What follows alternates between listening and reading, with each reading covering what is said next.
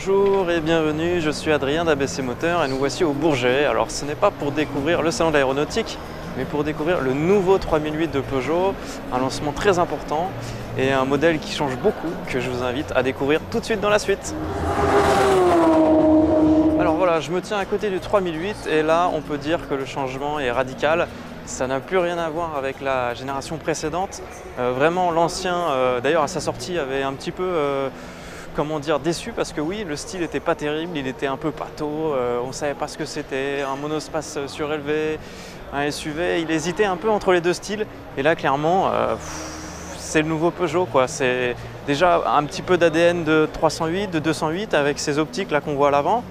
On a la calandre maintenant qui est creusée, donc comme on a pu voir sur le Peugeot Traveller, aussi sur le 2008 DKR si je ne dis pas de bêtises, c'est leur véhicule pour le Dakar. Là, c'est place à l'agressivité, quoi. Alors qu'avant, vraiment, le 3008 était beaucoup plus sage. Là, c'est un SUV à part entière. On sent qu'il est beaucoup plus viril et qu'il affirme son caractère. C'est vraiment pour moi le Peugeot affirmé. Il y a beaucoup de plastique, même peut-être un peu trop, notamment là sur la partie latérale au niveau des portes. Après, je me demande, c'est assez drôle de voir que Peugeot en fait va mettre comme ça autant de plastique sur son véhicule, alors que les concurrents s'éloigne un petit peu finalement de cet aspect très baroudeur, un peu rustique, avec aussi à l'avant comme une sorte de partie en alu là, un peu en gris satiné, donc qui renforce aussi le côté baroudeur. Donc des grandes jantes, 19 pouces. Peugeot affirme de toute façon qu'il a le meilleur CX de la catégorie. Il affirme aussi que voilà, niveau seuil de chargement, c'est le plus bas de la catégorie. Donc apparemment beaucoup d'atouts. On sent qu'ils ont vraiment travaillé sur leur projet. Et pour moi d'ailleurs, c'est un petit peu l'aboutissement des gros efforts qu'a fait Peugeot en termes de style, en termes d'identité, de qualité ces dernières années. Ça a commencé avec la 208, ça s'est voilà, encore prolongé avec la 308 et je pense que vraiment avec le 3008, ils ont essayé de pousser les curseurs encore au maximum et je vous le dis en toute franchise, hein, c'est pas uniquement parce que j'aime bien leur véhicule, mais vraiment on sent qu'ils ont bossé, quoi. Vraiment il y a du beau travail. Alors après, il faudra aimer évidemment le côté SUV, hein, même si c'est un segment qui plaît de plus en plus, ça ne plaira pas à tout le monde.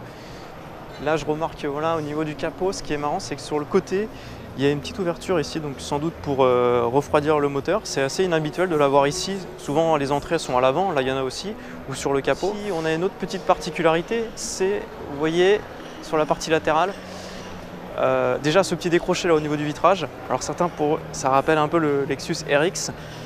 Et on a aussi, là vous voyez, le dernier montant qui est noir, donc ce qui fait qu'on a une impression que le toit est flottant. Donc ça c'est très tendance actuellement chez les constructeurs, on l'a vu par exemple chez Opel avec la nouvelle Astra ou chez Hyundai avec l'i30. Et donc voilà, lunettes très inclinées aussi au niveau du haillon, vraiment c'est assez sportif. Et c'est vrai que, un peu comme la 308, ce 3008 change un peu les codes quand même, hein. Chez Peugeot, là, ça change. Pour moi, ça me fait un peu penser à un style japonais, mais vraiment, ça me plaît. Alors là, on a maintenant, au niveau de l'arrière, vous voyez, les optiques, les griffes très très marquées, le bandeau noir, comme à une certaine époque sur les 405 par exemple, ça remonte, hein. Mais là, c'est brillant, ça relie de feu. Au niveau du bas, c'est encore une grosse partie en plastique et aussi une grosse partie chromée, une grosse baguette. Et en fait, on a deux parties rectangulaires qui représentent comme des échappements mais qui sont factices.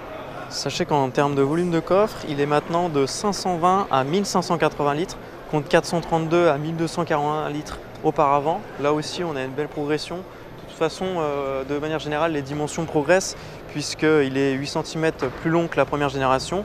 Il s'étire maintenant sur 4,45 m avec un empattement qui est aussi en progrès de 6,2 cm. Donc vraiment à l'intérieur, on devrait être un peu plus à l'aise, à vérifier évidemment. Alors s'il y a du changement à l'extérieur, la partie encore plus intéressante, c'est vraiment l'intérieur. Là vous voyez, je monte et je la découvre en même temps que vous. C'est vraiment classe. Alors là, les sièges, un petit peu de cuir, un peu de tissu, les contreportes. Ah purée, ouais, c'est vraiment dépaysant. Il y a toujours un poste de conduite enveloppant, assez sportif, dessiné, mais là maintenant tellement mieux qu'avant, quoi. Déjà devant moi, j'ai donc l'écran de 12,3 pouces, un petit peu comme vous avez chez Audi. Là, ça s'appelle l'iCockpit et on a toutes les informations qu'on veut, c'est en couleur. Au milieu, un autre écran qui est un petit peu comme posé sur la planche de bord, là de 8 pouces. Alors là au milieu, oui, petit accoudoir sympathique, des emplacements donc, pour les bouteilles, les verres, à côté donc, de la boîte manuelle. On a le frein de parking électrique, le bouton start, stop, il y a un mode sport. Alors ça, je sais pas, j'ai pas vu tous les détails, on va voir ce que ça peut apporter. Sûrement, je pense, un son synthétisé dans les haut-parleurs, direction plus ferme, réponse moteur améliorée. Là, c'est les toggle switch. Alors ça, c'est ce qu'on avait vu sur les concept cars, notamment l'Exalt. C'est très très sympathique, franchement. Il y en a beaucoup, il y en a 7. On a d'autres boutons en dessous. Ok. Alors, raccourci pour la musique, pour la température, le GPS, appeler. Ce nouveau volant maintenant avec simplement 2 branches horizontales. Et il est à mes plats à la fois en haut et en bas. Donc c'est une sorte de rectangle un peu arrondi sur les côtés, on va dire.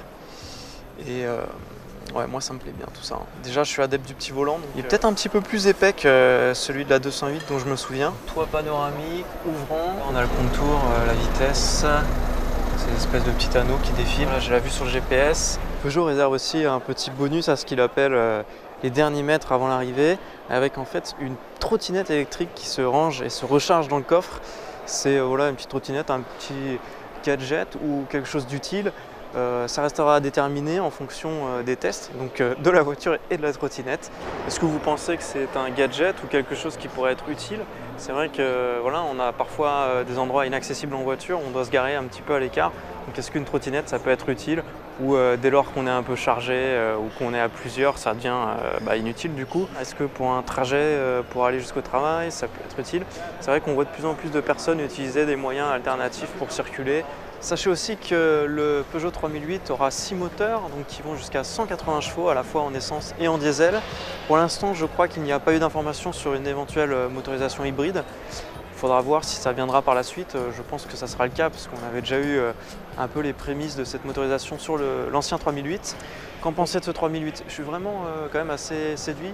Ce que j'aime bien, c'est qu'ils se sont pas contentés en fait de sortir simplement un nouveau 3008, on va dire un petit peu amélioré.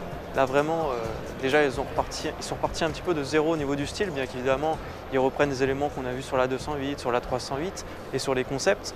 Mais vraiment ils apportent voilà, quelque chose d'assez inédit, original, et c'est vraiment appréciable. Donc maintenant il va falloir voir ce qu'il vaut évidemment sur la route. Pour ma part, je vous dis à la prochaine pour d'autres essais ou d'autres vidéos, d'autres découvertes. Surtout n'hésitez pas à vous abonner à la chaîne, à me donner votre avis dans les commentaires et puis à laisser aussi un petit pouce bleu pour me soutenir. Allez, à bientôt, ciao!